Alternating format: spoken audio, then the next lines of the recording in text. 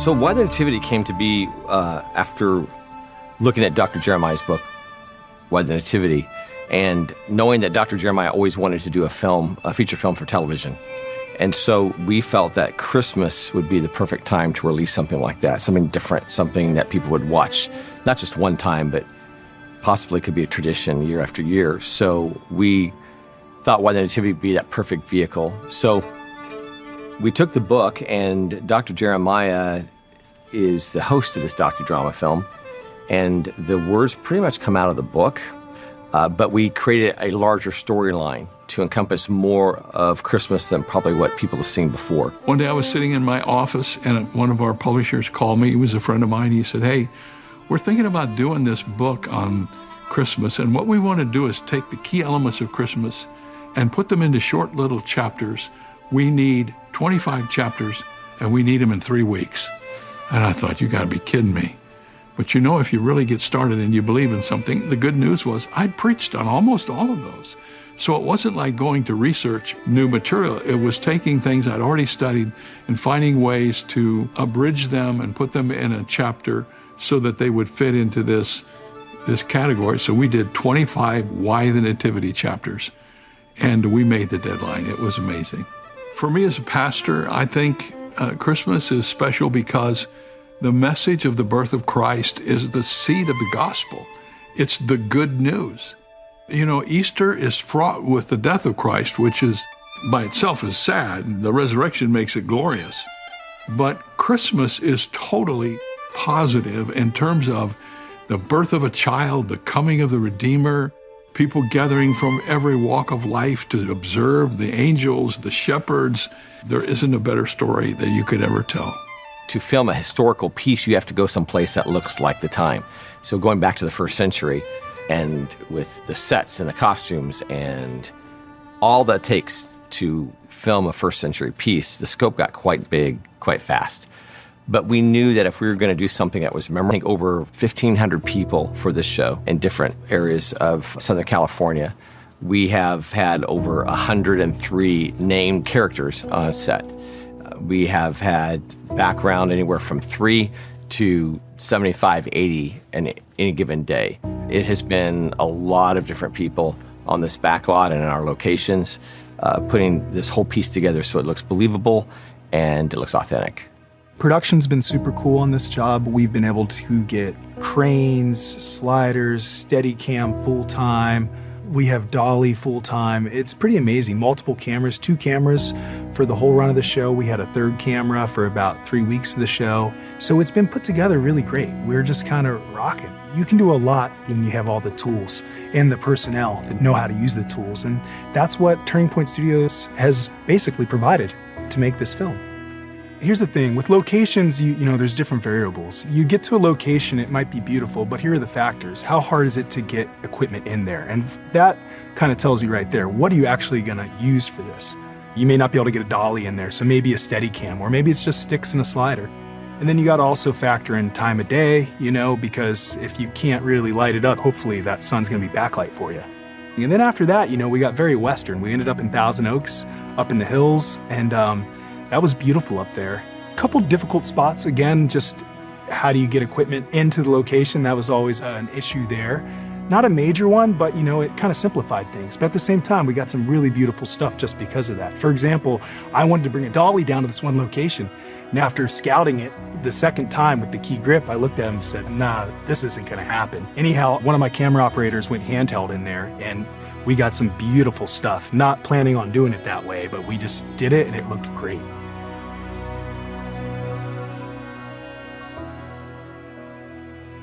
There are many Christmas shows out there. So one of the questions we first had to ask ourselves, if we do a Christmas show, a Christmas film, why do another one? It's a familiar story. Everyone knows the plot line. Everyone knows what's going to happen in the end. So why do one? And that was a huge question we had to answer. We felt that we could put a little more creativity in the story.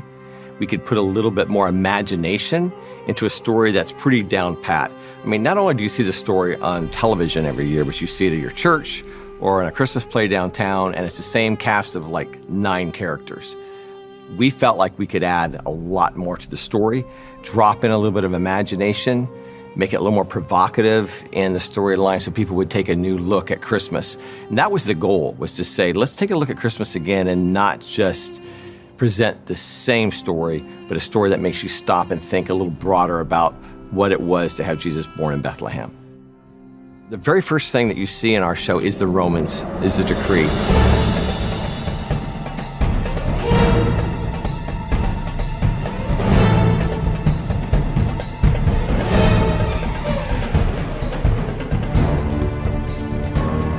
And the Romans continually are there throughout the show to show you there's a tension. There's a little bit of our antagonists that show that they're there, they're watching, they're concerned. And it also is a little bit of setting the stage for what will happen 33 years later when Jesus is crucified. It's always a presence in their life. We think that the Romans showed up when Jesus was crucified. They were present in his life from the time he was born to the time he died. They were always around. They were always there, just looming, waiting to take advantage. So I think that is very important for us to show that there is always trouble, there is always unrest, there's always something that we should be concerned about. But when the angel told the shepherds that he would bring peace on earth, he would be the Prince of Peace. So I think that's what we want to do with that tension of the Romans always being around, always watching, and realizing that we are to rise above that. There's one scene when Jesus walks through the town and he doesn't acknowledge the Romans because it doesn't bother him. It bothers everyone else, but not him because he's overcome all of that.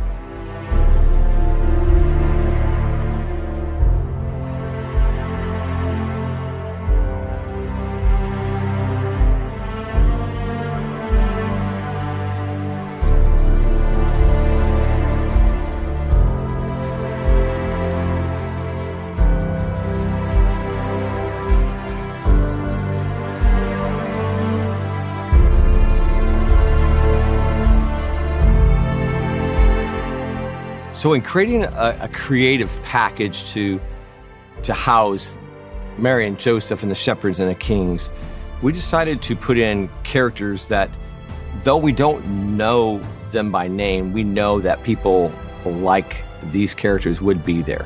So we have children, we have the kings and families, we have neighbors. We even see characters that we'll actually get to know in Jesus' life as kids early. The idea of nuanced characters came to make people stop and think again that this is not a story that's they already know, but maybe this is a story they should think of, to take a second look at. Anytime you have a nuance, that means it's something a little different than what is already planned or stated. And I think a lot of storytelling is adding specific nuances to a story that make you stop and think, I never thought about that. That's possibly the way it went. What would I do in that situation? So our nuanced characters were created to drop in those moments. So you wouldn't just say, oh yeah, Mary and Joseph. Oh yeah, the baby, the shepherds. But to stop and experience Christmas yourself for the first time through the eyes and lives of these nuanced characters. But we also added a lot of nuanced moments that are foreshadowing of what Jesus would have in his life. I can think of a few, like when Mary first comes to Bethlehem, she's sitting at the well waiting for her husband to find a place for them to stay. And as she's sitting there observing the whole town, she notices a blacksmith who's really tough and mean and angry. And in our story, he represents the people who are not welcoming. And he's sitting there in his blacksmith shop working, and what he's doing, he's making nails. And they're not small nails, they're large nails. And as he's making them, he's tossing them and throwing them to the ground. And he looks up at Mary, and she looks back at him, and he throws his last nail, which is the third nail. And so in that moment, it's a nuanced moment that we don't know there was a blacksmith that had an encounter with Mary in the square, but we put that in because when she sees those three nails on the ground, it's a little foreshadowing of things that are going to come in the life of her son. There are sprinkled throughout the show, there are a lot of nuanced moments of symbols and a white horse, flowers, swaddling clothes that are all premonitions of what will happen in the future life of Jesus. Sometimes when you tell a story, the flashing forward or flashing back really helps set the details. And it also makes a story go from just one facet to many faceted aspects of the story. So in Why the Nativity, I decided to drop in foreshadowing of Jesus' life from the baby to seeing himself years later. There's some characters that we see in this show that end up later in Jesus' life, as I mentioned. But the dream sequences and the foreshadowing of things to come in a dream or a vision happen a lot to tie the larger gospel story in of Jesus as a baby. But wouldn't it be nice to understand why Jesus was born? So in that manger scene, we see Jesus have a flash forward of what his life will be. And we see the work of Jesus in healing the sick and welcoming the children and forgiving a woman and even dying on the cross. We don't want to miss that part of why the baby came. So those were put in to say, just a reminder, it's not just about this moment, it's about the start of his whole life. This is the moment that starts what he's about to do. This is the beginning of his mission, not the end of his mission. There was a little bit of concern that we would overshadow the true story, and we have tried not to do that. We've also tried to make all these characters accurate to the time and not add anything that is far beyond, what we could expect. One of the newest characters that was a stretch for me before we researched them was all the different kings in their family. We found out through research and history that kings would never travel by themselves, especially if it's a 2-year, 3-year journey, because they'd be robbed. They would want their families with them. So in this research, we found out that people did take their families, and people did take guards with them. They were in it for a long trip. So in our show, though you've probably never seen kings show up with their whole families, you'll see that in ours. So it's a stretch of what you've seen before, but historically, it's actually probably what truly happened when people would travel. They would take their life and travel with it. Probably the most fascinating aspect of the direction that we received was for the 3 wise men, the kings from the East. That to me was incredibly exciting to research. As a costume designer, we're always concerned with historical accuracy. Now, because of the time period, there are very few visual references that we could actually go off. So, of course, we looked at the various empires that existed, and we're talking about anywhere from, 2nd, 1st century BC, all the way to 1st, 2nd century AD. But we looked into the Roman Empire, as well as the Persian Empire, some of the ancient dynasties of China. And because the director of the project wanted the 3 kings to be represented in a little bit different way, he was interested in looking into one of the kings to be from China, and we specifically looked into the Han Dynasty, which is an ancient historical period of Chinese history. So there were quite a bit of information, actually. I was surprised myself of how many visual references we had from the period. Also, what was special is that we were not only seeing the kings, the 3 kings, but we also saw their families. And so for each king, we have actually a royal entourage. And the entourage included the king, the wife, the children of the king, as well as servants, guardsmen, horsemen, cameliers, really a big group of people. And we see them in 3 various scenes. We see them in their own homes, when they travel, and also at the end at Bethlehem, when they meet the child Jesus. And so that was really a big portion of the research that we did, is to research into the 3 kings. So in addition to the Chinese king from the Han Dynasty, we also looked at, there was a character that is named King Rashan, and he's from the Persian Empire. So we definitely looked at historical research from the Persian Empire.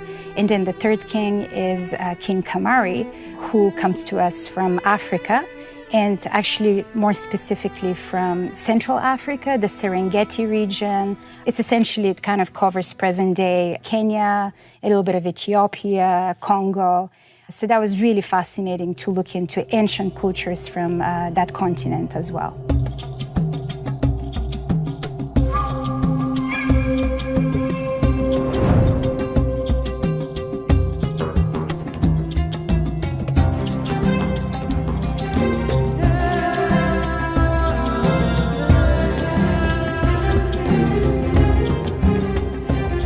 So there's a point in this story where three kings from different geographical locations, from Asia, the Middle East, Africa, we're using instrumentation for each of these groups and their entourage. But when they actually journey to Bethlehem, I've written a theme that is sort of a combination of all three of these locations. So it's kind of a unifying theme, and I've used all the instruments melded them all together into sort of a melting pot. So it's not particularly one thing or the other.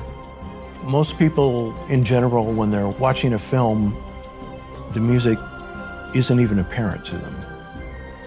And that's probably a good thing. It's when the music is too apparent when it's probably not doing its job. It's amazing what music brings to a film when it comes to enhancing emotion. I love writing music to picture. I love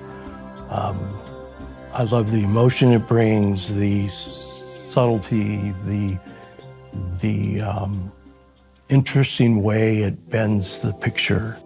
I was attracted to this project, Why the Nativity, mostly because of the story. It's an epic story. It musically covers every style I can think of, from grandiose to magical to tender. It's a love story between Mary and Joseph, between God and his people. There's so much substance to it, and musically, it's a treat to work on because of that.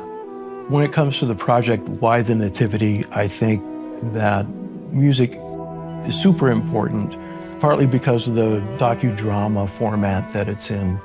Part of the reason why this project is so attractive to me and why I took it was I really enjoy being involved on a spiritual level as well as a musical level with the project. So my daily work is a little bit like church. It's a little sort of my way of connecting emotionally with my Creator, and those themes need to be emotional. They need to have impact.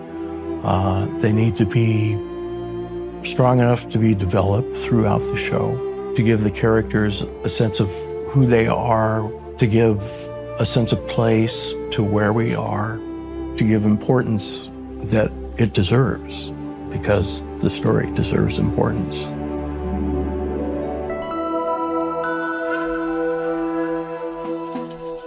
So in creating Why the Nativity, we really wanted to have some themes that the world today could relate to.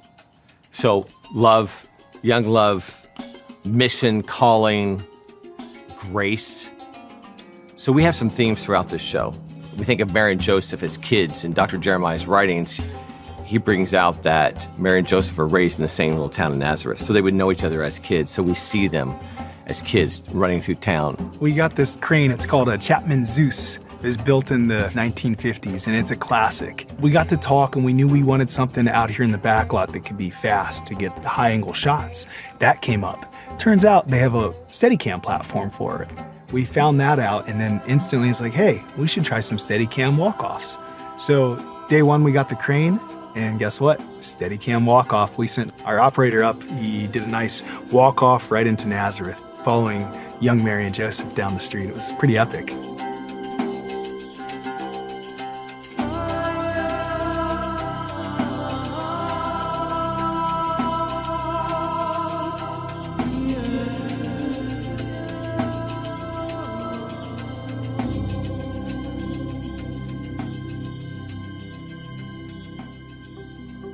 To be able to be here and portraying somebody who's not really talked about a lot, and so like even in the Bible, like he's in a couple of verses, right? But he's a huge influence on just the upbringing of Jesus, and the impact he must have had just like being a carpenter and having like I don't know, just like being a father figure up close and personal in the physical world while his father in heaven was looking down.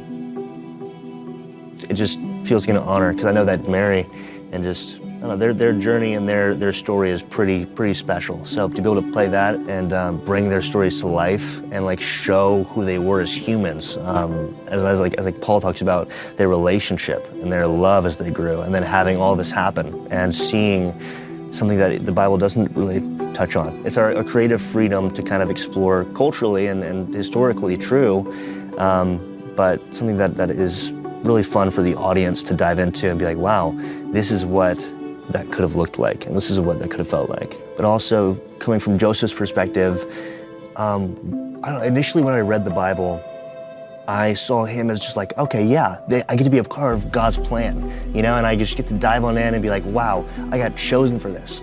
But like, this is his girlfriend, this is his soon-to-be wife, and then hearing that your wife is pregnant, and it's like somebody that you've been planning for and like going after, and you get to see now more of like his journey through that and maturing through that and seeing how he dealt with it. And I don't know, like I've really fallen in love with his character more through that, seeing how patient he is and how kind, and also just that level of surrender of your plans to God and what he has in store. We want them to be kids who are excited about what their life is together. So we have that love. We want the youth to understand that that could have been them. We want teenagers today and young people today to say, that could be me. That's how I feel about the person I love, the person I'm going to marry. But also love is about, well, what if God called you to do something that was pretty crazy and out of the box? Would you still love God? Would you still follow your mission? Would you still have purpose? So that's a theme, is taking these people who are so in love and so excited about what they have in the future, and all of a sudden everything's turned upside down, and now their life has changed, and they've had a message from God. This is what I want you to do. Will they do it? The bigger question is, would we do it? Would you or I do that if God said, hey, I'm going to ask you to do something that's totally crazy, but this is what I want you to do. Will we do that? So that's the theme. And kings traveling across the world to see a newborn king is a mission. Like, I want to see the Messiah. The shepherds who represent in our story, the first followers of Christ, they take a risk by coming to this city when they're not allowed in the city, even a little persecution, so they can get to the manger. So these themes are throughout, which is love and mission and purpose. Those come through in a lot of different characters and a lot of different storylines, but mainly through Mary and Joseph. There's a scene we have, actually, it's right out here behind us. And it's when all the kings have come in and they've already seen the young Jesus and they've presented their gifts. And then we pick them up later at night, and they're all in the square. There's tables all around. They're sharing food. They're getting to know each other. And all these different nations, Africa and China and Persia and the Jewish people, they're all intermixed. And they're all enjoying each other's company and trying to explain their journey to each other in the languages they really don't understand. And young Jesus is playing with a young African prince and a young Chinese princess, and they're running through the streets.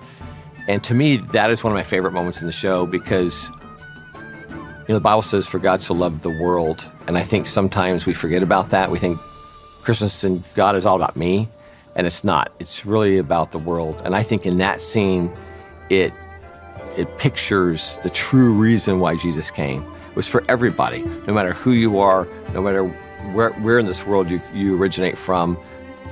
God, Jesus came for you, and it is something that's a gift for you. And I love that moment in the show. I've never seen that in any Christmas show before, where we actually pull in the international world in one big picture and really set that stage for John 3:16. We shot a shot, it was a Steadicam shot in Riff Raff Row. And again, it was a oneer, basically. We followed Joseph in all through Riff Raff Row, and Paul had him do this beautiful choreography where he spins around and our camera just captures it just right. It was just a big oneer.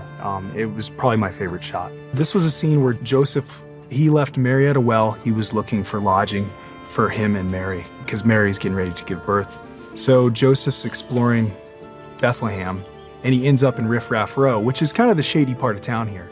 He kind of enters, he loops around and kind of exits at the same time. But it was probably like a 20-second take, and we just followed him with a Steadicam, and it was just beautiful. Logan, our actor who played Joseph, did a beautiful job with it, and Jeff Ball, our camera operator on that, he just nailed the shot. So it was quite amazing. I like to use Steadicam when people are in travel, and sometimes I just like to hang out behind them or on the side of them. We've kind of shot it all over, but I mean, There's always tools to use. Sometimes, like if scenes are a little more exciting, we go handheld to add a little more motion.